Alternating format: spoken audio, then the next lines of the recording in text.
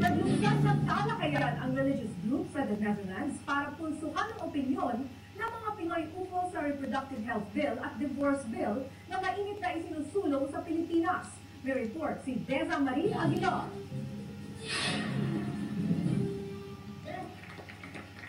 I Stand for Life. Ito ang tema ng 3rd European Conference ng Couples and Singles for Christ na ginanap dito sa Haarlem. Dinaluhan ito ng mga Pinoy mula sa iba't ibang bahagi ng Europa.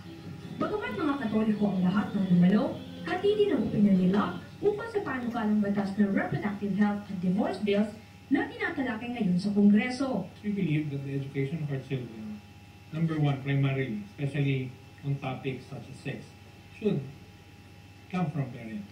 Ang mag-asawang Grace at Don na 20 taon ng kasal ay tutol sa divorce bill. Dahil ito yung utos ng Diyos na na once na minahal mo yung kasama mo, yung mahal mo sa buhay, then minahal mo siya dahil ang pagmamahal ng Diyos ay nasa iyo.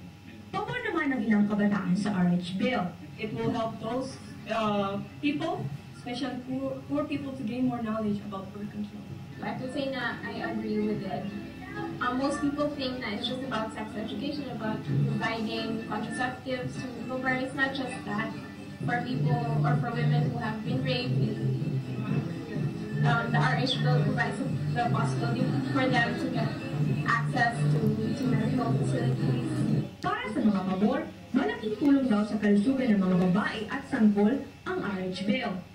Ano yung talagang mas nakakabuti para sa kalusugan ng babae, and then at the same time, hindi rin din na-dedicate kung ano man yung tutunan natin as Christians or as Catholics. Dito sa Netherlands, na matagal nang ipinatutupad ang reproductive health at divorce, bukas sa mga kabataang Pinoy na ipatupad din ito sa Pilipinas. Para sa Balitang Europe, Deza Marie Aguilar, Haarlem, the Netherlands.